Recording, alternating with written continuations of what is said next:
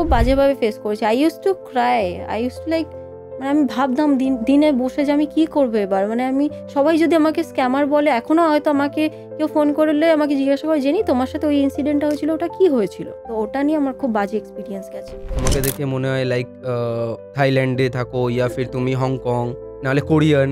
ওকে, তুমি যদি এখন টাপরি টাইপের মিউজিক বাজিয়ে ইমাজিন, মানে টাপরি আমি বাজাচ্ছি আর আমি মাথা থেকে ভাবছি যে না আমি কেন ভালো ক্লাব পাচ্ছি না, তাহলে তুমি সেটা পাবে না।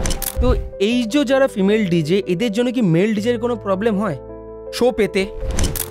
অনেক মেল ডিজেসদের, তুমি যে স্ট্রাগলটা বলছো এটা মেইনলি মেল ডিজেসদেরই। খুব বাজে সিচুয়েশনে পড়ে গেছিলে, সেখান থেকে তুমি ভাবুনি কি সেখান থেকে বেরিয়ে আসতে পারবে? আমার সাথে হয়েছিল লাস্ট ইয়ার নভেম্বর। ওটা এখনো থাকবে, ওটা ফিউচারেও থাকবে। লোকে নাচবে বলিউডে। অনেকজন বলে যারা ফিমেল ডিজে হয় তাদের একটু রিভেলিং ক্লোথস পরলে ক্রাউড বেশি আসে। না, একদম না। তুমি তাহলে ডিজে কেন? তুমি তাহলে মডেলিং কেন ট্রাই করছো না?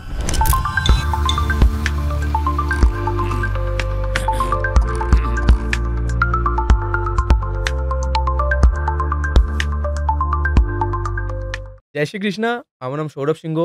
Welcome to my YouTube channel singer talk chat over chai. আজকে যে আমাদের guest, she is one of the best DJ in India, DJ Jenny. কেমন আছো? খুব ভালো। লাইফ কেমন চলছে? অ্যামেজিং, খুব ভালো। আচ্ছা, লাইক ফিমেল হয়ে তুমি এই ফিল্ডটা কেন চুজ করলে ডিজের? নাইস। ফিমেল হয়ে ঠিক ওরকমভাবে ভাবিনি আমি জিনিসটা। আমি খুব ক্যাজুয়ালি নিয়েছিলাম ডিজেইং। যে আমি ভেবেছিলাম যে সত্যি ডিজেইংয়ে হয়তো সেরকম কিছু নেই, প্রফেশন ওয়াইজ সেরকম কোনো হেল্প করে না, তো এক টাইম পাসের জন্য শিখে নিই। আমি কিন্তু ওরকমভাবে নিয়েছিলাম, এমন না যে আমি ফার্স্ট থেকে মিউজিকের ওপর এত ইন্টারেস্টেড ছিলাম। ইভেনচুয়ালি ওটা ক্রিয়েট হয়েছে, তো আমি ওরকমভাবেই ঢুকেছিলাম যে আমি নর্মাল টাইম পাস করবো, ইটস আ হবি, এরকমভাবেই শুরু করেছিলাম। ওরকমভাবে শুরু করতে করতে আস্তে আস্তে ডেভেলপ। তো লাইক তোমার বাবা মা এটার জন্য কিছু বলেনি? না, একদমই না। আমার সিঙ্গেল প্যারেন্ট, মা আছে। তো শি ওয়াজ লাইক কি তুই যেটাতে তোর ইন্টারেস্ট আছে, আমি জানি যে আমি ফোর্স করলে তুই করতে পারবি না সেটা, তুই যেটাতে তোর ইন্টারেস্ট আছে তুই সেটাই কর। আর আমাকে খুব সাপোর্ট করেছে এটা নিয়ে। মা এখন প্রাউডলি সবাইকে বলে, আমার কোথাও শো হলে প্রাউডলি সবাইকে দেখায় যে না my daughter she is a DJ and এই মিউজিক প্লে করে। আচ্ছা, লাইক তোমার বাড়ির আশেপাশে যারা বাংলা ভাষায় বলে প্রতিবেশী, তাদের কি তোমার উপরে লাইক একটা হয় না ইমাজিনেশন, এটা কি? আশেপাশে বেশি তো আমি বলতে পারবো না, হয়তো কারোর খারাপ হতে পারে, যেহেতু আমি রিলেটিভ? না, রিলেটিভের কোনো কিছু খারাপ নেই। আমি খুব একটা রিলেটিভের সাথে আমরা ইনভলভ নেই, আর যতটা আছি তারা অতটা খারাপভাবে দেখে না। যেহেতু আমার লুকটা এরকম, চুল এরকম আর আমি এরকমভাবে বেরাই, তো আশেপাশে হয়তো বলতে পারে, কিন্তু আমাদের একদম যারা নেবার আছে তারা তো খুব ইয়ে করে, অ্যাপ্রিসিয়েট করে যে না ভালো করছে, আরও এরকম ভালো করা উচিত, এরকম এটাই আছে। মানে তারা খুব সাপোর্ট করে তোমাকে? হ্যাঁ, সাপোর্ট করে। কোথায় যাচ্ছি কি না করছি জিজ্ঞাসা করে, যে নেক্সট কবে শো আছে, কার জন্য শো করছিস। আমি যখন সেলিব্রিটিসদের হয়ে ওপেন করি তখন সেটা জিজ্ঞাসা করে যে কেমন গেল, সে অ্যাজ আ পার্সন কেমন ছিল, সে সামনে থেকে কেমন বিহেভ করেছে তোর সাথে, তারা এগুলো জিজ্ঞাসা করে, আর আমার খুব ভালো লাগে বলতে। তোমার লাইফে সব থেকে বেস্ট শো কোনটা, যেটা তোমার কাছে মেমোরেবল থাকবে ফুল লাইফ? আমার লাইফের বেস্ট শো কলেজ ইভেন্টস, কোন college? Kharagpur IIT. IIT Kharagpur. আমার কৃষ্ণা যে র্যাপার আছে, হুম। ওর হয়ে ওপেনিং ছিল, আর আমি খুব এনজয় করেছি ওটা। মানে আমার মনে হচ্ছিল না আমি আরও প্লে করি। আমাকে যদি সে ওই টাইমটায় বলতে তুমি আরও সারাদিন ধরে প্লে করো, বাজাও, আমি হয়তো সেটা ফ্রি অফ কস্ট বাজিয়েও দিতাম। ক্রাউড এত সাপোর্টিভ ছিল, the energy was so high, it was crazy amazing, মানে দারুণ। আর কৃষ্ণা ওটাকে নিয়ে আরও হোল্ড করেছে, আমি যেইটা ক্রিয়েট করেছি কৃষ্ণা ওটাকে আরও করে দিয়েছে, তো ওটা দারুণ ছিল আমার বেস্ট। তোমার ফেভারিট ডিজে কে ফেভারিট তুমি ডিজে ছাড়া? ইন্ডিয়ান? ইন্ডিয়ান, ফরেনার সব মিলিয়ে একটাই, তিনটে নাম বলো। আমার আছে জেমস হাইপ, ওকে। আমার খুব ভালো লাগে জেমস হাইপকে, খুব এনার্জেটিক। আর আছে আমার মার্টিন গ্যারিক্স, তো আছে সবার ফেভারিট, সবার ফেভারিট। সবার ফেভারিট। আর আছে আমার ডেভিড গেরাকে খুব ভালো লাগে, খুব ভালো লাগে, আমার ছোট থেকে খুব ভালো লাগে। আর আরও অনেক আছে, হার্ডওয়েল আছে, অ্যাফ্রোজ্যাক আছে, খুব ভালো। স্ক্রিলেক্স আছে, স্ক্রিলেক্সের জনের আলাদা, বাট ডিজে খালিদ। হ্যাঁ খুব ভালো, ও তো পপের সাথে বেশি। হ্যাঁ। আচ্ছা, মেয়েরা কেউ ফেভারিট নেই? মেয়েরা, হ্যাঁ, কোনো ফিমেল ডিজে তুমি ছাড়া? ফিমেল ডিজে না, তুমি ফেভারিট নিজের? একজন আছে, ফরেনেরই আছে, সে নুসা। ওকে। আমার তাকে খুব ভালো লাগে, আমার হেয়ার কালারটাও সেম তার মতনই, তো আমার তাকে খুব ভালো লাগে। আচ্ছা, তুমি কি বাঙালি? হ্যাঁ, প্রপার বাঙালি। বাট তোমাকে দেখে মনে হয় না, বিকজ তোমাকে দেখে মনে হয় লাইক থাইল্যান্ডে থাকো, ইয়া ফির তুমি হংকং, নাহলে আমি কোরিয়ান। আচ্ছা ওকে আমি প্রপার বাঙালি, আমি দুবেলা ভাত খাই, আর আমি খাঁটি বাঙালি, পিওর। পিওর, একদম পিওর, মানে আমার পুরো রক্তে বাঙালি ওরকম পুরো। মা কালী একদম মানি আমি, হ্যাঁ। দুর্গা পুজো মানি, ভাত খাই, মাছ খাই, ব্যাস। বাইরে গিয়ে কেউ জিজ্ঞাসা করে যে না বাঙালিদের কেমন কি আছে, বাঙালি মানেই মাছ, কলকাতার বাইরে তুমি যাবে বাঙালি মানেই মাছ, আমি ওটাই বলি, হ্যাঁ আমি তো মাছ খাই, খুব ভালোবাসি আমি। তো তোমার কোনো বয়ফ্রেন্ড আছে? হ্যাঁ, আমার ফিয়ন্সে আছে। আচ্ছা, তোমার এঙ্গেজমেন্ট হয়ে গেছে? হ্যাঁ। সেও বাঙালি? না, মারাঠি, ও পুনে থেকে। তো লাইক প্রবলেম হয়নি বেঙ্গলি মারাঠি? একদম না। তো লাইক ফিউচার হাজবেন্ড সাপোর্ট হ্যাঁ, করে তোমাকে এই ফিল্ডটার জন্য? ও খুব সাপোর্ট করে, ওর জন্যই হয়তো আমি আরও বেটার হতে পেরেছি, আমাকে মিউজিক ওয়াইজ, আমাকে সব কিছু, যে তুমি কীরকম কাপড় পরলে তোমাকে ভালো লাগবে, সব কিছু ও ডিসাইড করে, যে না তুমি কাভার পরো কিন্তু তোমার মিউজিকে ফোকাস করো, আমাকে সবভাবে ও হেল্প করে। আচ্ছা, এই কভার যে ড্রেসটার কথা শুনে আমার একটা কোশ্চেন মাথায় এলো। লাইক অনেকজন বলে যারা ফিমেল ডিজে হয় তাদের একটু রিভিলিং ক্লোথস পরলে ক্রাউড বেশি আসে, ইয়ার ডিজে হতে গেলে রিভিলিং ক্লোথস পরতে হয়। যে আমি যদি রিভিলিং ক্লোথস না পরি তাহলে লাইক মানে পার্টিটা অত জমবে না। এটা কি সত্যি কথা? না, একদম না। তুমি তাহলে ডিজে কেন, তুমি তাহলে মডেলিং কেন ট্রাই করছো না? তুমি ডিজে মানে তোমার জন্য সবাই মিউজিক শুনতে আসছে, তোমাকে দেখতে না, তোমার আউটফিট দেখতে না, তোমার বডি দেখতে না, তোমার মিউজিক শুনতে, লোকে ডান্স করতে আসছে। আমি একটা ক্লাবে যাচ্ছি, অফকোর্স আমি সেখানে ভাইবটা এনজয় করব, আমি ডিজেটাকে হাঁ করে তাকিয়ে থাকবো না যে না ডিজেটা কেমনভাবে মুভমেন্ট করছে, ওকে কেমন লাগছে দেখতে, ওটা না। তুমি একটা ভালো ড্রেস করছো নিজের জন্য, দ্যাট ইজ ওকে, বাট তোমার মেনলি মিউজিক। একটা ব্যাগি টি শার্ট পরে যাও, তুমি মিউজিক ভালো দাও, তুমি ক্রাউডকে নাচাও, ক্রাউড তোমাকে এত ভালো বলবে, ক্লাব বলবে যে না আমাকে এই ডিজেটাই লাগবে। ড্রেস এইগুলো কিছু ম্যাটার করে না, ক্লিভেজ দেখাবে, শর্ট ড্রেস পরবে, এখনকার ফিমেল ডিজে সেটা ওটা ফলো করছে, বাট এটার কোনো মানে নেই। এটা তুমি তোমার মিউজিকে নিয়ে কাজ করো, বাকি তোমার কাছে সব কিছু নিজে থেকে আসবে। তুমি মিউজিক প্রফেশনে আছো, music is important, not the the attire, ওটা ম্যাটার করে না। আচ্ছা, তোমার কি লাইক বয়ফ্রেন্ড যে আছে, সরি ফিউচার হাজবেন্ড, সে কি এই ফিল্ডেই আছে?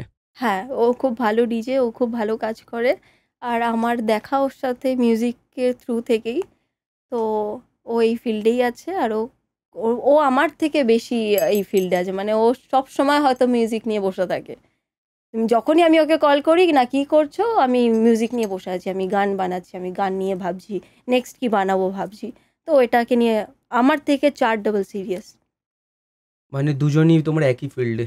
দুজন আমরা একই ফিল্ডে, আর আমাদের একটা ডুও আছে যেটা নিয়ে আমরা শো করি, ওরা আর আমার যেটা খুলেছি আমরা, তো আমরা ওটাতেই মেনলি ফোকাস, ওরা আমার ডিসকাস হয় এই নিয়ে যে আমরা কি করব কি না করব, তো আমাদের মেনলি সব কিছু ওরকমভাবে ডিসাইড থাকে যে আমরা যে ক্রাউডটাকে যাতে পুল করতে পারি, আমাদেরকে লোকে আরও চিনবে, আমাদেরকে লোকে আরও বুক করবে, ওটাই আমাদের মেন মোটিভ থাকে। তোমার লুকস দেখে না মনে, আজকাল যেরকম যা জেনারেশন চলছে, লোক ভগবানকে মানে না। বাট তোমার লুকস দেখে অনেকজন হয়তো ভাবে যে তুমি ভগবানকে মানো না। বাট তুমি কি ভগবানকে মানো রিয়েলে? আমার ভগবান অন্ধবিশ্বাস, আমাকে তুমি এক এক সপ্তাহ একটা রুমের মধ্যে একটা ঠাকুরের মূর্তি দিয়ে বন্ধ করে দাও, আমি এক সপ্তাহ ওরকমভাবে আমি থেকে যাব, মূর্তিটার দিকে তাকিয়ে, আমি এতটা বিশ্বাস করি। আমার ফ্যামিলি মেম্বার, আমার ফিয়ন্সে জানে আমি খুব বড় কালী ভক্ত, খুব বড়, আমার ট্যাটু আছে, এখানে মা লেখা, এখানে দুর্গা মা করা, আমি খুব ঠাকুর মানি, খুব, মানে আমি যেখানেই যাই, ঘুরতে যাই বা শোতে যাই, এরকম হয় না যে আমি কোনো মন্দির ওখানে ভিজিট না করে এসেছি। আসাম শো করি, আমি কামাখ্যা যাই, আমি ইন্দোর শো করি, আমি উজ্জৈন যাই, আমি যেখানেই শো করি আমি ঠাকুরের মন্দির ছাড়া আমি ঘুরে আসি না। আর প্রত্যেক মাসে আমি তারাপীঠ যাই, এভরি মান্থে? Every month. বাট তোমাকে দেখে বোঝাই যায় না যে তুমি এত ঠাকুর ভক্ত। প্রচুর প্রচুর। না চলো, like specially thank you, because তোমায় যারা ফলো করে তাদের এটা মনে ডাউট ছিল, বিকজ আমি কালকে যখন প্ল্যান করছিলাম কি তোমার সাথে আজকে শ্যুট করব, তো কিছু না আমাকে মেসেজও করেছিল কি ভাই জিজ্ঞেস করিস কি ভগবান মানে, কারণ কি আজকাল নর্মাল হয়ে গেছে না জেনজি বলে একটা জেনারেশন, ভগবান কিছু নেই, সায়েন্স। বাট আই থিঙ্ক তুমি এই এই কথাটা বলে পুরো কনসেপ্টটাই চেঞ্জ করে দিলে যে যতই লুকস যাই হয়ে যাক ভগবান ইম্পর্টেন্ট। প্রচুর ইম্পর্টেন্ট। আমার মন খারাপ হয়, আমি ভগবানের কাছে প্রে করি, আর ওটা ঠিকও হয়ে যায়। ইট টেক্স টাইম, বাট ওটা ইভেনচুয়ালি ওটা মানে ঠিক হয়ে যায়। আমি বুঝতেও পারি না যে ওটা কী করে নিজে থেকে এতটা স্মুথ গেল, বা আমি তখন তারপরে আরও বেশি আমার ভগবানের উপর বিশ্বাস চলে আসে যে আমি তো এত কিছু চাইনি। আমি যেগুলো এখন নিয়ে আছি আমি এত কিছুও চাইনি। আমি একটা ভালো লাইফ চেয়েছিলাম, বা ঠাকুর আমাকে দিয়েছে যে আমার যেটা আমি ডিজার্ভ করি। তো আমি ওটা নিয়ে সবসময় ঠাকুরের কাছে থ্যাঙ্কফুল থাকি। আমি সবসময় বলি যে আমাকে সুস্থ রাখো যাতে আমি সব কিছু করে নিতে পারি, আমার কিচ্ছু লাগবে না। I don't want money, I don't want fame, আমার কিচ্ছু লাগবে না। আমাকে যে সুস্থ রাখো আর সবাইকে ভালো রাখো, ব্যাস আমার একটাই প্রেয়ার থাকে, আর কিছু না। এই যে ডিজে হবার ইন্সপিরেশনটা মাথায় এলো কোথা থেকে? এটা আমার এসেছে, আমি আগে খুব ক্লাবিং করতাম। ওকে। তো আমি তখন থেকেই ভাবি যে না, আমাকে ট্রাই করা উচিত, হয়তো আমি করতে পারবো। আমি কোনোদিনও ভাবিনি আমি এত ভালো করব, বা আমি এত শো করব, এত ভালো লেভেলে যাব। আমি তখন ভাবলাম যে না, আমি করতে পারি, একবার ট্রাই করে দেখি না কেন। আমি বন্ধুদের সাথে কথা বলি যারা এই প্রফেশনে আছে, ও বললো জেনি তুই একবার ট্রাই কর না, তুই ভালো করবি, আমরা জানি তুই করতে পারবি। তো তারপর আমি আমার ডিজেইং এটা শুরু করি। আমি একটা ক্লাব থেকেই শিখি, আর শিখতে শিখতে আমি মাঝখানে বন্ধও করে দিই। তারপরে আমার নর্মালি আমি ইউটিউব দেখে আর শো করে, আর আমি অনেক তাড়াতাড়ি শোও পেয়ে যাই। শোটা পেয়েছিলাম ফ্রিতেই। আমি ফার্স্ট 2-3টে শো আমার ফ্রিতেই করা। মানে একটাও টাকা নাওনি? না, আমার 2-3টে শো আমি ফ্রিতেই করেছি। ফ্রিতে করার পর যখন আমার মিস্টেকগুলো হয়, আর ক্লাবে যখন আমি গান বন্ধ করে দিই, যখন মিস্টেক করি, ওগুলো থেকেই আমার মেনলি শেখা। যতই তুমি ইনস্টিটিউটে শেখো না কেন, তুমি যতক্ষণ না নিজে করছো পারফর্ম এতগুলো লোকের সামনে, ওই নার্ভাসনেসটাকে কাটাচ্ছ, ততক্ষণ তুমি বুঝতে পারবে না অ্যাকচুয়াল ফিল কেমন হয়। আমার ওরকমভাবে শেখা। লাইক তুমি কলকাতাতেও ডিজে প্লে করো, হুম মুম্বাইতেও করো, হুম মানে অল ওভার ইন্ডিয়া সব জায়গায় করেছো আই থিঙ্ক ডিজে হ্যাঁ প্লে। অ্যান্ড রিসেন্টলি তুমি ব্যাংককও গেছিলে হুম ডিজে প্লে করতে। হ্যাঁ, আমি দুবাইও করেছি। দুবাইতেও গেছো, আই থিঙ্ক শ্রীলঙ্কাও গেছো, না, শ্রীলঙ্কা যাইনি। নেপাল, মালদ্বীপস, হ্যাঁ হ্যাঁ, নেপাল গেছি। নেপাল গেছো। হুম, অ্যান্ড তুমি সানবার্নও 4বার প্লে করেছো, হ্যাঁ যেটা ইন্ডিয়ার সব থেকে বড় বিগেস্ট পার্টি ইভেন্ট একদম। বলতে পারো।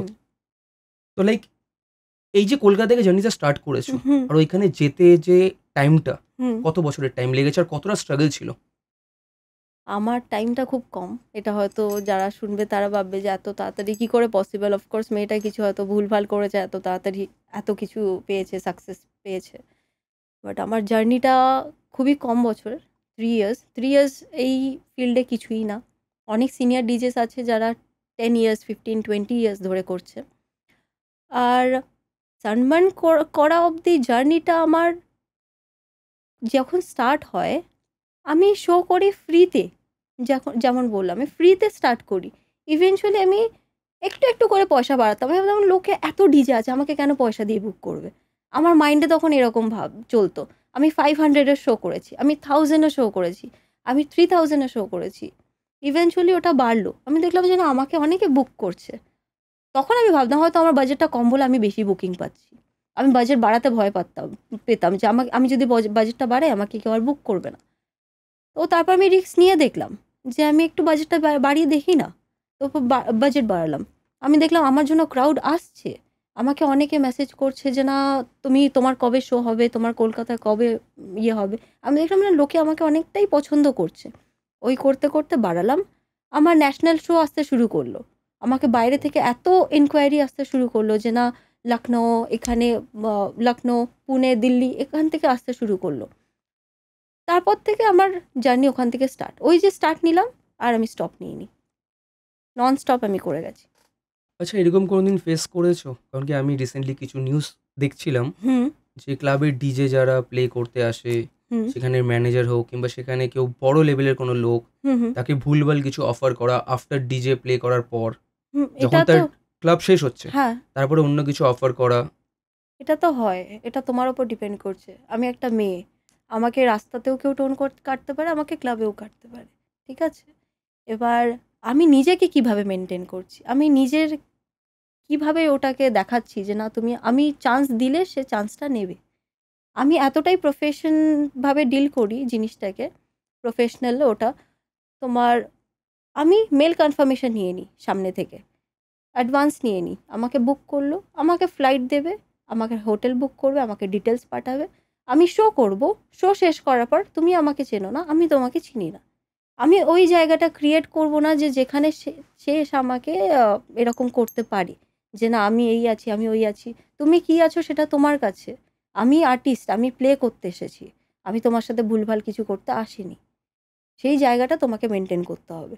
যাতে তুমি নিজের ডিগনিটি, তুমি নিজের ইয়েটা ক্যারি করছো। তোমার নিজের যে অরা থাকবে ওটা এতটাই স্ট্রং থাকবে যাতে লোকরা তোমাকে ওটা না করতে পারে। তুমি যদি এখন সবার সাথে গিয়ে হেসে খেলে কথা বলো, ওনারের সাথে গিয়ে বলো যে না এই ওইভাবে মেশো, তাহলে ওরা তো চান্স নেবেই। তুমি একটা মেয়ে, কেন চান্স নেবে না? লাইক তুমি যেটা বললে যে পুরো মেয়েদের উপরে ডিপেন্ড করে। হুম, কি কেউ যদি অ্যাপ্রোচও করে, হুম, হুম, সেটা আমি যাবো কিনা সেটা পুরো আমার উপরে ডিপেন্ড করছে। একদম। তো ক্লাবে যারা ডিজে হয়, ফিমেল ডিজে, হুম, ড্রিঙ্কস করাটা কি ম্যান্ডেটরি? একদম না। আমি তো করি না। আমার ওরকম তুমি ড্রিঙ্ক করছো, তোমার এনার্জিটা তো ওখানে তুমি পারফর্ম করতে যাচ্ছ। তুমি যদি ড্রিঙ্ক করে তুমি পুরো হাই হয়ে যাও, ভান্ড হয়ে যাও, তাহলে তুমি পারফর্ম কী করবে? একদম ম্যান্ডেটরি না। ওটা তোমার ওপর। তুমি যদি কমফোর্টেবল থাকো না আমি ১ পেগ খেলাম, আমি ২ পেগ নিলাম, আমি সেটাতে কমফোর্টেবল, আমি সেটা হলে একটু ভালো প্লে করতে পারবো। ওটা তুমি করতে পারো। বাট তুমি যদি এখন খেয়েই যাও, তুমি তো ওখানে পারফর্ম করতে গেছো। তুমি এগুলো করতে যাওনি। তোমাকে প্রফেশন জায়গা, তোমাকে প্রফেশনালি ডিল করতে হবে। ওখান থেকে তোমার that is the source of your income. তাহলে তোমাকে সেটাকে সেরকমভাবে রেসপেক্ট করতে হবে। আচ্ছা, তোমার কি জোন মিউজিকের ওপরে? আমার হ্যাঁ। আমি mainly I am a Bollywood artist. ঠিক আছে? আমার আমার স্টার্টিং হয় বলিউড দিয়ে। তারপর ধীরে ধীরে আমি ভেবেছিলাম আমি অন্য কোনো জনার হয়তো কোনোদিনও প্লে করতে পারবো না। বলিউড কমার্শিয়াল এগুলোই ঠিক আছে। এবার ধীরে ধীরে যখন আমি শিখি যে না ডিজেইংটা এমন যে তুমি যখন ওটা বাজানো শিখে যাবে, তুমি সব কিছু বাজাতে পারবে। কিন্তু একটা মেন জনার থাকে যেটার জন্য তোমাকে মেনলি বুক করবে। এবার আস্তে আস্তে আমি শুরু করি টেকনো। বলিউড থেকে টেকনোতে গেলাম। টেকনোটা আমার একটু টাইম লেগেছিল শিখতে, কারণ টেকনো মিউজিকটা একটু আলাদা। যারা এখন নর্মালি ক্লাবে টেকনো প্লে করে, এখানে লোকাল যারা প্লে করে, ওরা একটু অন্যভাবে প্লে করে। আর যেটা রিয়েল টেকনো হয় ওটা একটু অন্য প্লে হয়। তো আমি রিয়েলটাই শিখতে চেয়েছিলাম যে না পুরো সেকেন্ড ড্রপ অবধি যাবে ওরকমভাবে। এখন যেটা মেনলি চলছে বলিটেক, পলিটিক। আফ্রো হাউস, এগুলো খুব চলছে। তো এগুলোও এখন ট্রেন্ডের সাথে সাথে আমাদেরকে শিখতেই হবে। ওটা ক্লাব চাইছে, তাহলে আমরা ওরকম ফোকাসভাবে ওরকমভাবে যাই। কিন্তু যেগুলো হঠাৎ করে ট্রেন্ডে ওঠে না, ওটা হঠাৎ করে আবার বসেও যায়। এটা একটা টাইম অবধি। বলিটেক কিছুদিন বাদে হয়তো আবার ডাউনও হয়ে যাবে। কিন্তু বলিউড ওটা আগেও ছিল। ডিজে চেতাসও বলিউড বাজায়। হি ইজ আ একদমই, বলিউড আর্টিস্ট। একদমই, ওটা এখনও থাকবে, ওটা ফিউচারেও থাকবে। লোকে নাচবে বলিউডে। একদমই। ইন্ডিয়ান ক্রাউড নাচবে তো নাচবে বলিউড। বলিউডে। একদম।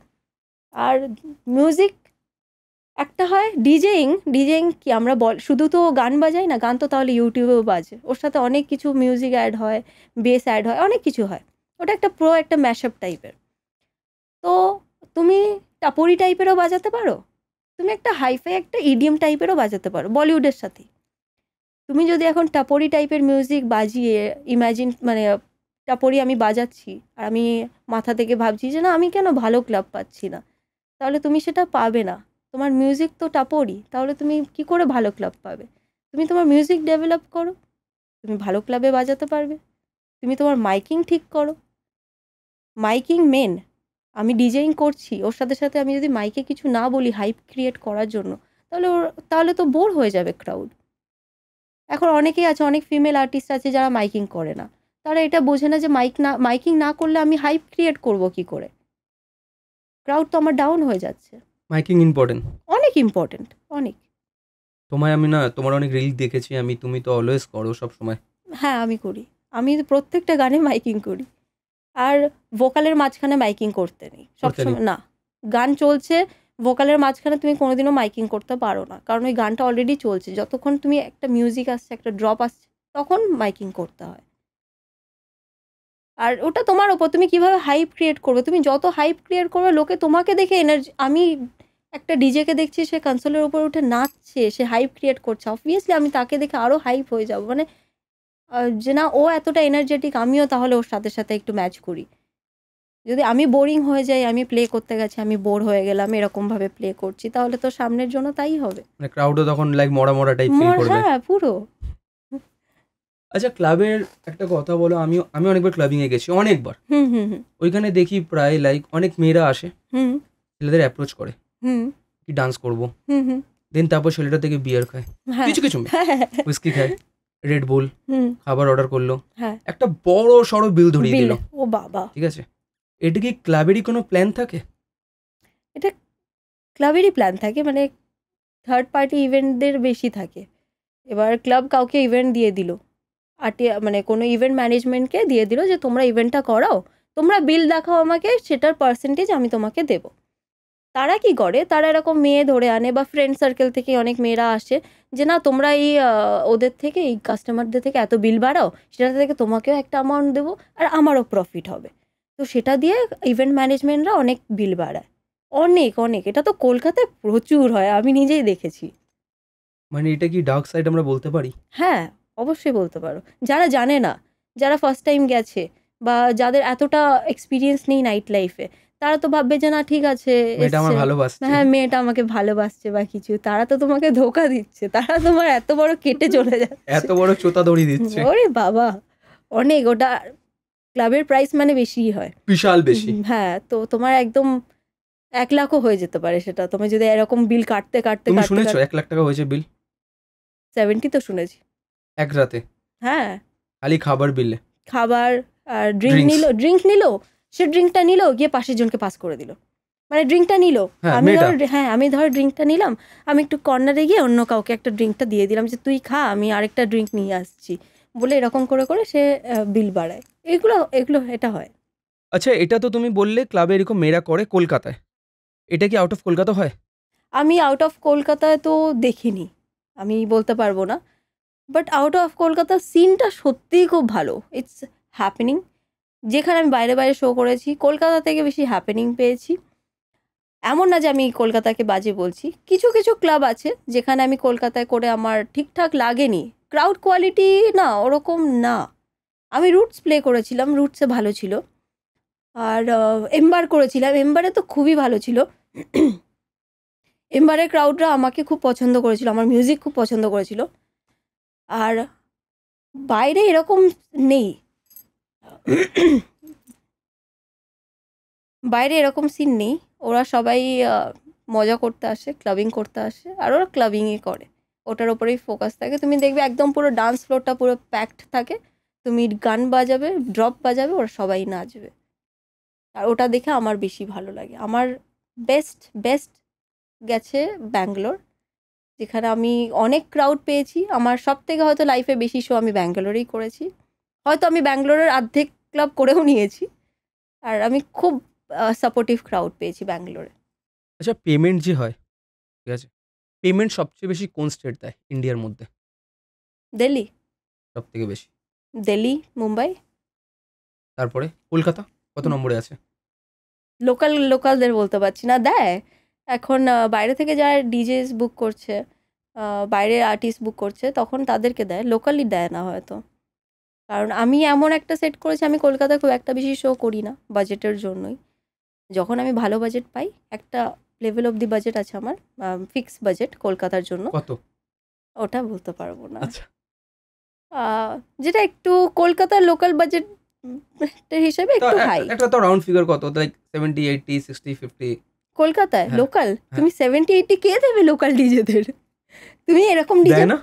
তুমি ফিমেল ডিজেদেরকে দেখবে 2,000-3,000-এ কাজ করছে, তুমি কি করে বলছো 70-80,000 দেবে? 2000-এ একদিনের শো 2,000-3,000-এ শো করছে। কি ডিজে? প্রচুর প্রচুর, অনেক ফিমেল ডিজেস আছে যারা 3,000-এ শো করে। আমি সেই ক্যাটেগরিতে যেতে চাই না। আমি সেটা অনেক আগে পেরিয়ে এসেছি, আর ওটা থেকে অনেক তাড়াতাড়িও বেরিয়ে এসেছি। আমি যখন দেখলাম যে না, আমার আমার যে ভ্যালুটা আমাকে সেটা দিচ্ছে না, তো আমি সেটা থেকে অনেক তাড়াতাড়ি বেরিয়ে এসেছিলাম। এখন আমি একটা ভালো বাজেট সেট করেছি, যেটার ওপরে গেলে আমি করব, নিচে গেলে আমি করব না। একদম স্ট্রিক্ট নো। অনেক শো আমি এই করে ছেড়েও দিয়েছি। আমি একদম করি না বলতে, আমি না তো না, আমাকে তুমি সেম বাজেট দাও, নাহলে আমি করবোই না। আচ্ছা, তোমার হাইয়েস্ট ইনকাম কত ছিল? লাইক একদিনে তুমি প্লে করে কত টাকা হাইয়েস্ট পেয়েছো? আমি 2 আওয়ার্স সেট টাইমের জন্য পেয়েছি 3 লাখ। এটা কোথায়? মহারাষ্ট্র। এটা কি কোনো ইভেন্ট ছিল না কি ছিল? এটা হ্যাঁ, ওপেন এয়ার ছিল, নিউ ইয়ার। সানবার্ন? সানবার্ন। ওকে। আর লোয়েস্ট? ফ্রি। এটা কোথায়? কলকাতা। একদম ফ্রি। একটা না, অনেকগুলো শো করেছি ফ্রিতে। আর লোয়েস্ট ইনকাম যদি বলতে পারো তা 500। কলকাতাতেই? কলকাতাতে। আচ্ছা, আমার একটা কথা বলো, লাইক আমি দেখি এখন কলকাতায় গলি গলিতে ফিমেল ডিজে। একদম। 2 দিন ক্লাবে আছে, 3 দিনের মাথায় সে ডিজে প্লে করছে। হুম হুম হুম ঠিক আছে? হুম। তো এটা কি করে পসিবল যে কলকাতায় এত গলি গলিতে ডিজে, এছাড়া আমি অন্য সিটিতেও যাই ইন্ডিয়ার ভেতরে, হুম ওইখানে এত ফিমেল ডিজে নেই, হুম হুম। বাট কলকাতায় এত ফিমেল ডিজে মানে কোথা থেকে বেরোচ্ছে? আমি বলছি, এটা একদম ঠিক বলেছো, কলকাতায় প্রচুর ফিমেল ডিজে। আনলিমিটেড। হ্যাঁ, আমি এভরি উইক বাইরে ট্রাভেল করি, আমার বাইরে ফ্রেন্ডস আছে, ফিমেল ফ্রেন্ডস আছে ডিজেইং এর এখানেও ফিল্ডে। বাট আমি এত ফিমেল ডিজেস কোথাও দেখিনি। আমি যাদেরকে চিনতাম যে না এরা হয়তো অন্য কিছু করবে প্রফেশন ওয়াইজ, এখন দেখছি সবাই ডিজে। মানে নর্মালি আমি যাকে দেখতাম, আরে এ তো অন্য কিছু করতো, এখন ডিজে হয়ে গেল। না, সবাই এখন ডিজে কলকাতায়। এবার তুমি যখন দেখছো যে না, তুমি শো পাচ্ছ, ফেম পাচ্ছ, তোমাকে দুটো লোক চিনছে, তখন তোমার কি বলতো, ওটার উপর একটা অ্যাট্রাকশন চলে আসে। আমি ওখানে গিয়ে নাচছি, আমি দেখছি না মেয়েটা এরকম করছে, আমিও করতে পারি।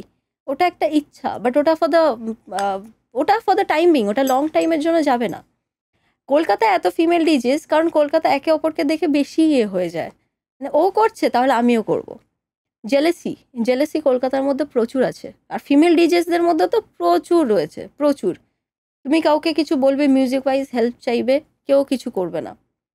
এটা কলকাতায় ভীষণ রয়েছে। আমি এখন দেখছি, আমি ক্লাবের, লোকাল ক্লাবের আমি ফ্লায়ার দেখি যে এত ফিমেল ডিজেস, যা দেখতাম যে না এদের হয়তো ডিজে হওয়ার সেই পোটেনশিয়ালটাই নেই, হতে পারে না, একদম মানে ক্যাটাগরিতেই পড়ে না ডিজে হওয়ার, তারাও এখন ডিজেইং করছে।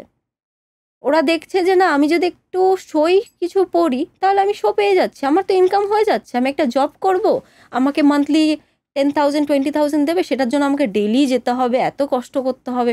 তার থেকে ভালো আমি একটা ছোটো কাপড় পরে নিই, আমি একটু ক্লিভেজ দেখিয়ে নিই, একটু নাচি, একটু করি, শো করি সব কিছু, তাহলে তো আমি সেই ইনকামটা আমি তাহলে 2 সপ্তাহে করে নেব। এটাই হচ্ছে।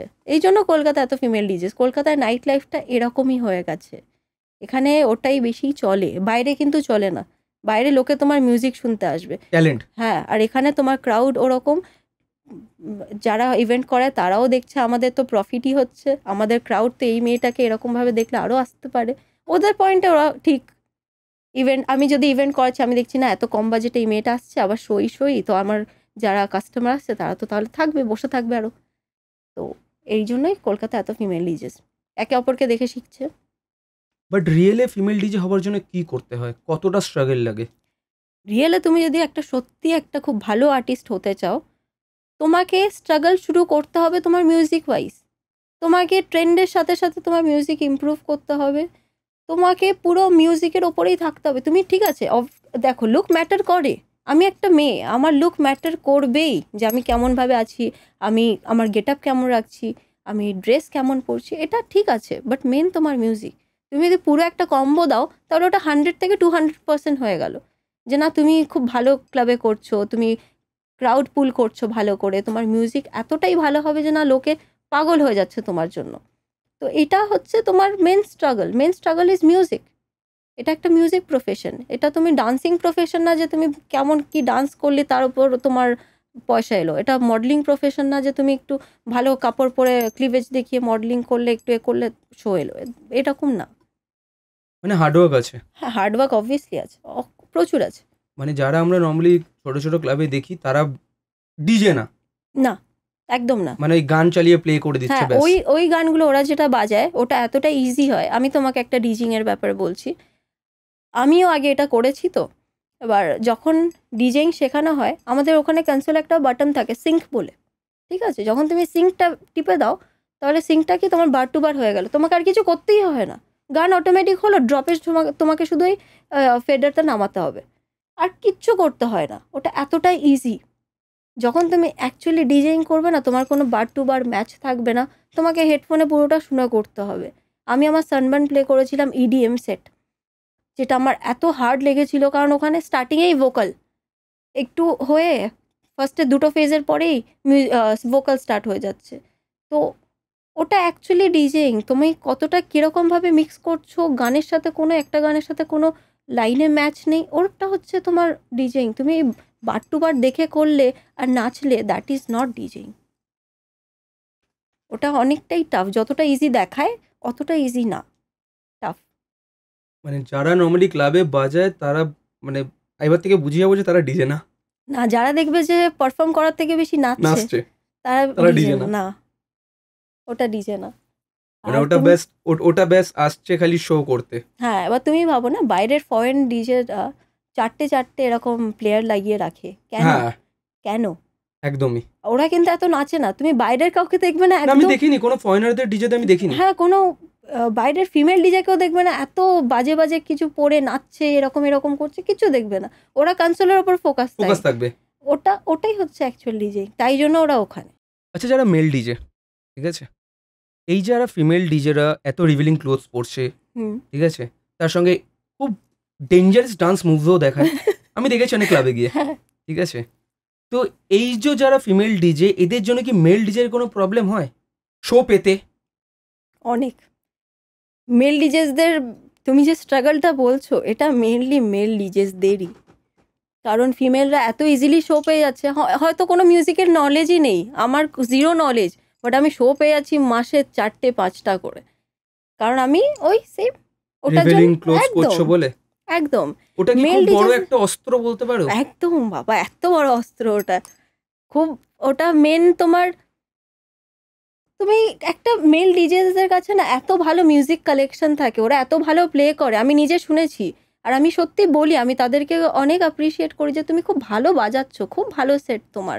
ইভেন আমার যে ফিয়ন্সে আছে, ও আমার 4 ডাবল ভালো প্লে করে, খুব ভালো প্লে করে, কিন্তু ওর সেই জায়গাটা এখনো যেতে পারেনি যেটা ওর থেকেও জুনিয়র ফিমেল ডিজেসরা গেছে। মানে মেয়ে হওয়াটা একটা প্লাস পয়েন্ট, খুব প্লাস পয়েন্ট, এই ফিল্ডে প্লাস পয়েন্ট। এবার ক্লাবরাও তো ওটাই দেখছে যে না, লাইক মেয়ে আসলে ছেলেরাও আসবে, ছেলেরাও সেটাই আসবে, ভাবছে। ক্রাউড পুল করছে, তো ওই তার জন্য বুক করছে। কিন্তু যদি মিউজিক ওয়াইজ তুমি ডাকো, এখন একজন আছে, his name is DJ Ivan, he is 70 years old, almost 70 I guess, 17 কি 70? 70 ওকে, উনি মানে এখনো দাদু? প্লে করে, হ্যাঁ উনি এখনো প্লে করে, টেকনো আর্টিস্ট, আর ওনার জন্য এখনো লোক আসে, সেই লেভেলের লোকরাই সেই আসে। লেভেলের ইয়েতে গেছে। কিন্তু যখন ওটাই যে মেল ডিজিজের স্ট্রাগলটা না ফিমেলদের থেকে অনেক অনেকটা বেশি। অনেকটা বেশি, আমার ধারণা নেই ওটার, আমার নিজেরই ধারণা নেই। আমি নিজে দেখেছি আমার বয়ফ্রেন্ড কেউ সারাদিন মিউজিকে পড়ে থাকে, বাট আমরা যখন দেখি না যে না একটা এরকম মেয়ে ডান্স করছে আর এতগুলো শো পেয়ে যাচ্ছে, আমরা নিজেরাও ভাবি যে কি আর করলাম, কি আর করলাম, হয়তো খুব কম বাজেটেই করছে। আমি তো মাঝে মাঝে ক্লাবকে বলেও দিই, আমাকে আসাম থেকে একটা ক্লাব থেকে ইনকোয়ারি এসেছিল যে আমার খুব ইচ্ছা আপনাকে বুক করব। আমি যে তুমি তোমার ক্লাবের প্রোফাইল ঠিক করো, আমি তারপর তোমার শো নেব। আমি দেখিনি তুমি কোনো ভালো আর্টিস্ট করছো, সব কলকাতার বাজে বাজে আর্টিস্টগুলোকে ওখানে করবে, মানে প্লেন বাংলা বাজায় ছাপড়ি একদম। তো আমি তাই জন্য একদম রিজেক্ট করে দিয়েছিলাম যে আমি এখানে শো করব না, তুমি তোমার ক্লাবের প্রোফাইল ঠিক করো, আমি করবো। আমি প্রোফাইল মেনটেন করি, আমি ক্লাবের প্রোফাইল দেখি, আমি যদি দেখি যে না ক্লাবের প্রোফাইল ভালো না, আমি রিজেক্ট করে দিই, আমি সেখানে শো করি না। সে আমাকে যতই পয়সা দিই, পয়সার সাথে সাথে আমার, যদি এখন আমাকে একটা ভালো ক্লাব বুক করে, সে আমার প্রোফাইল চেক করবে না যে আমি কোথায় কোথায় শো করেছি, সে এখন দেখবে যে না আমি একটা এরকম বাজে একটা জায়গায় যেখানে প্রোফাইলই ভালো নেই সেখানে শো করেছি, তাহলে সে কেন বুক করবে? আচ্ছা তুমি 3 বছর ধরে প্লে করছো, ঠিক আছে, ডিজে প্লে করছো, তো তোমার সাথে কি এরকম কোনোদিন কোনো ঘটনা ঘটেছে যেটা লাইক তুমি খুব বাজে সিচুয়েশনে পড়ে গেছিলে, সেখান থেকে তুমি ভাবোনি কি সেখান থেকে বেরিয়ে আসতে পারবে? আমার সাথে হয়েছিল লাস্ট ইয়ার নভেম্বর। আমি লাস্ট উইকে সানবার্ন করার পরে আমি লাস্ট উইকে খুব শরীর খারাপ পড়ে যায়, আমার চেস্ট ইনফেকশন হয়ে যায়। আর চেস্ট ইনফেকশনের লেভেলটা আমার খুব বাজেভাবেই হয় আর কি। আমাকে রিপোর্ট দেখে আমাকে ডক্টর বলেছে তোমাকে ইমিডিয়েট অ্যাডমিট হতে হবে। তখন ওই টাইমে আমার অর্জুন রামপালের হয়ে ওপেনিং ছিল টেকনোতে। আমার আরও 2-3টে শো ছিল। এবার শোয়ে যেহেতু আমি বুকিং নিয়ে নিয়েছি, অ্যাডভান্স নিয়ে নিয়েছি, আমি ক্যান্সেল করতে পারবো না। ওরা তো আর বুঝবে না যে আমার শরীর খারাপ। আমার 31st জন্য ওই টাইমে বুকিং ঢোকে, তার আগেই।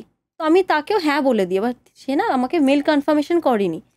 আমি তাকে বলি যে আমি শোটা করতে পারবো না। সে আমাকে 90,000 অ্যাডভান্স পাঠায় যে এই অ্যাডভান্সটা তুমি রাখো, আর বাদ বাকি পেমেন্ট আমি শোয়ের টাইমে দেবো। তো 90,000 অ্যাডভান্স পাওয়ার পরে আমি যখন ওনাকে বলি যে না আমার শরীরটা খুব খারাপ, আমি করতে পারবো না শোটা, আমাকে হয়তো ক্যান্সেল করতে হবে, উনি ফার্স্টে রিয়াক্ট করে যে না এটা কি করে সম্ভব। আমি ওনাকে আমার রিপোর্টও পাঠাই যে আমার এরকম হয়েছে, আমি দাঁড়াতে পারছি না, আমি কি করে শোটা করব, আমি এখনও শিওর না আমি ততদিনে হিল হতে পারবো কি না। তিনি কি করে, আমি টাকাটা কিন্তু রিফান্ড করে দিয়েছিলাম। আমি হয়তো 2-3 দিনে আমি তাকে টাকাটা ফেরত পাঠিয়ে দিয়েছি, 90,000টা ফেরত পাঠিয়ে দিয়েছি। তারপরে তিনি আমার ফটো বানায় স্ক্যামার বলে, ঠিক আছে, স্ক্যামার অ্যালার্ট বলে এরকমভাবে আমার ফটো নিয়ে একদম লম্বা পুরো একদম লিখে সব ক্লাবে পাঠিয়ে দেয়। সব যত ভালো ভালো ক্লাব আছে, ভালো ভালো ইভেন্ট কোম্পানিজ আছে, সবাইকে পাঠিয়ে দেয়। আমি দেখছি সকালবেলা সব ডিজেসদের আর ইভেন্ট কোম্পানির থেকে আমাকে ফোন আসছে যে জেনি তোমার ব্যাপারে এরকম এরকম হচ্ছে, তুমি স্ক্যাম করেছো বলছে, এই বলছে। আমি যে আমার কাছে প্রুফ আছে, আমি টাকাটা রিটার্ন করে দিয়েছি, আমার শরীর খারাপ, আমি এখন শোটা করতে পারবো না। ওটা নিয়ে আমার একটা এত বাজে, আমার মেন্টালি আমি ট্রমাটাইজ হয়ে গেছিলাম। আমি ইনস্টাগ্রাম লাইভেও আসি যে এরকম এরকম হচ্ছে, আমি হেল্পলেস ফিল করছিলাম ওই টাইমে যে প্রত্যেকটা ক্লাবে যদি এরকম ছড়ায় তার মানে আমার ইমেজটা কী ক্রিয়েট হবে, কারণ আমি অলরেডি তাকে সেটা টাকাটা ব্যাক করে দিয়েছি, তবুও সে আমাকে স্ক্যামার কেন বলছে। আমি লাইভে আসি, তারপরে উনিও হয়তো বুঝতে পারে যেই ক্লাব থেকে এরকম করেছে, উনি হয়তো বুঝতে পারে যে না আমাদের ভুল হয়েছে কোথাও না কোথাও একটা মেয়েকে এতটাই ডিফেম করাটা।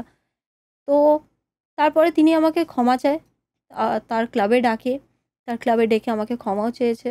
সে আমাকে বলেওছে যে আমাদের ভুল হয়েছে, আমরা এটা কোনোদিনও সরি বলে এটাকে ঠিক করতে পারবো না, বাট আমরা যে সরি বলতে পারি আর একটা ভালো আগের রিলেশন ক্রিয়েট করতে পারি। আমি ঠিক আছে, কোনো ব্যাপার না, এটার জন্য আমার লাইফে কোনো এফেক্ট পড়েনি। আই ওয়ন্ট লাই, বাট এটার জন্য আমার লাইফে সত্যিই কোনো এফেক্ট পড়েনি। আমার যেই শোগুলো ছিল আমি সেগুলো কন্টিনিউ করে গেছি, কোনো অসুবিধা হয়নি আমার। মানে এটা তুমি একটা ফেস করেছো।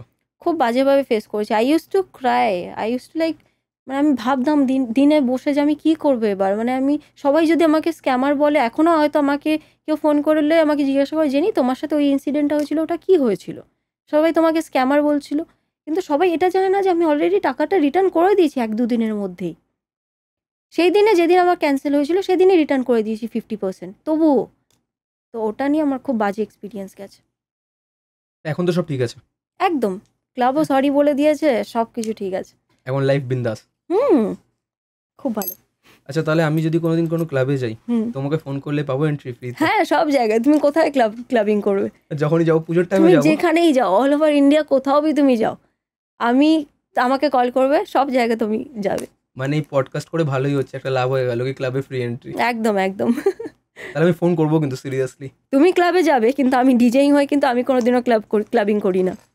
তুমি তো ক্লাব করার দরকারই নেই, তুমি তো 365 ডেজ এর মধ্যে 200 দিনই ক্লাবে থাকো। আমি ক্লাবিং করি না। আমি যদি ফ্রি টাইম আমাকে কেউ বলে যে না চল ক্লাবিং করে আসি, আমি একদম না করে দিই। আমি বলি, না, আমি একটু শান্তিতে থাকতে চাই, একটু মিউজিকের থেকে দূর, আমি একটু শান্তিতে বাড়িতে ফ্যামিলির সাথে একটু খাবো দাবো, একদম বসে থাকবো চুপচাপ। না তোমার ব্যাপারটা আমি বুঝতে পেরেছি, বিকজ তুমি ক্লাবে এত ডিজে প্লে করো না, তোমার তোমার জন্য জিনিসটা বোর লাগে, অনেকটাই বেশি। বাট আমরা প্লে করি না, আমাদের জন্য খুব মজা লাগে। বিকজ আমরা উইকে হয়তো একবার যাই কিংবা মান্থে একবার, হ্যাঁ, সেখানে তুমি মান্থে 10 ডেজ তুমি ক্লাবে স্পেন্ড করছো, তোমার জিনিসটা মানে খুব ডাল ভাত হয়ে গেছে। হ্যাঁ, একদম। আর যদি কোনো ক্লাবে গিয়ে বাই চান্স কারোর মিউজিক ভালো লাগছে না, তখন ওই দিকেই তাকিয়ে থাকি যে আরে কী বাজাচ্ছে, এটা কি বাজাচ্ছে, কিভাবে বাজাচ্ছে, কি করছে, ঘোড়াগাড়ি চালাচ্ছে, এরকম বলি, তখন আরও এই মুডটা খারাপ হয়ে যায়। তাহলে আমি ফ্রি এন্ট্রি পাচ্ছি। হ্যাঁ, একদম। ডান ডান। হ্যাঁ। আজকে থেকে 10 বছর পরে তুমি তোমায় কোথায় দেখতেছো, অ্যান্ড লাইক তোমার ফিউচার প্ল্যান কি, আর তার সঙ্গে তোমার কি কি ড্রিম আছে যেটা পুরো হয়ে গেছে আর যেটা এখন হওয়া বাকি? আমি আজ থেকে 10 বছর বাদে নিজেকে এরকম জায়গায় দেখতে চাই যেখানে এখন সব বড় বড় আর্টিস্টরা বাইরে শো করছে, ইন্টারন্যাশনাল শো করছে, ওপেন এয়ার করছে, আমি নিজেকে ওই জায়গায় দেখতে চাই। মিউজিক ওয়াইজ এতটাই ইমপ্রুভ করতে চাই যে আমি হয়তো ঠাকুর ঠাকুর করে কোনোদিনও টুমরোল্যান্ডের আশেপাশে কোনো ছোট স্টেজেও পারফর্ম করতে পারি। টুমরোল্যান্ড ইজ আ হিউজ স্টেজ, একদমই হিউজ।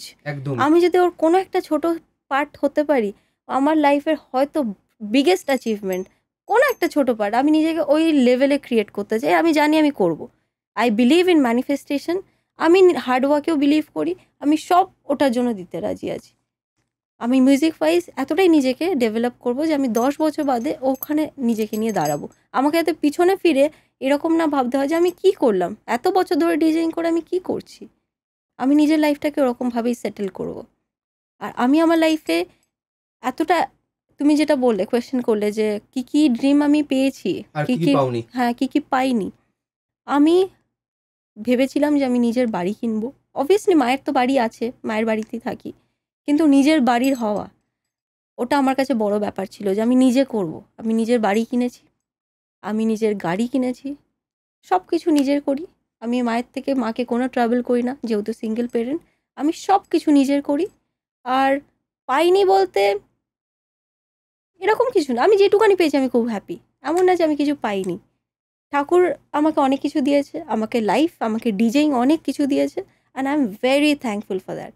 আমি সবসময় ওটাকে ভালো বেতেই নিই। তোমার বিয়ে করার প্ল্যান কবে? বিয়ে, হ্যাঁ, বিয়ে। আমার future planning most probably next year. Next year বিয়ে করে নিচ্ছ? হ্যাঁ, কারণ আমার ইন্ডাস্ট্রিতে, আমি যেই ফিল্ডে আছি, এই ইন্ডাস্ট্রিতে সবাই জানে আমি এঙ্গেজড, সবাই জানে। আমার ফিয়ন্সেকেও চেনে, আমাকেও চেনে। তো সবাই আমাকে ওটাই জিজ্ঞাসা করে কবে করছিস কি না করছিস। ইভেন দ্য ক্লাব ওনার্স যারা ডিজেস, তারাও। তো হয়তো নেক্সট ইয়ার করব। আর এটাই আছে ফিউচার প্ল্যানিং। বিয়ে করার পরেও ওর জায়গাটা রাখবে, ও ডিজাইন কন্টিনিউ করবে।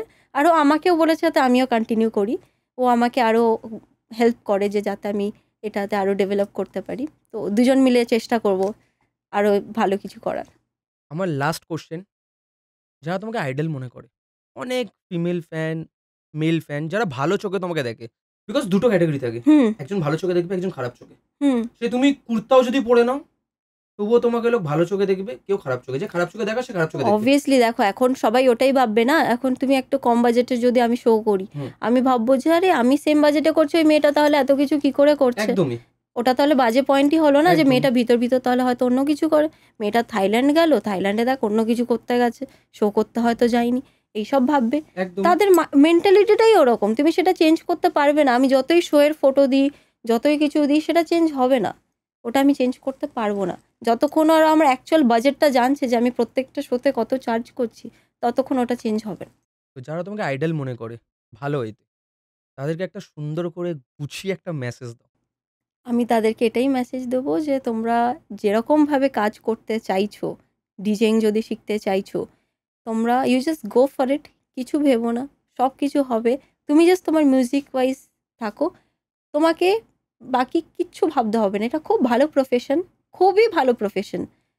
আর এর মতো তুমি সাকসেস, আমি জানি না অন্য প্রফেশনে পেতে পারে কি না, বাট এটা সত্যি তুমি সাকসেস অ্যাচিভ করতে পারো যদি তুমি ওইভাবে মেনটেন করো।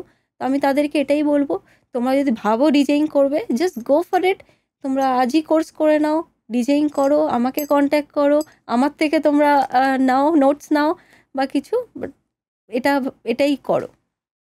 এটা আর কিছু, এটা ভেবো না যে না এটা পয়সা নেই বা এটা আমরা হয়তো অ্যাচিভ করতে পারবো না। সব কিছু পারবে, ইভেনচুয়ালি সব কিছু হয়ে যাবে।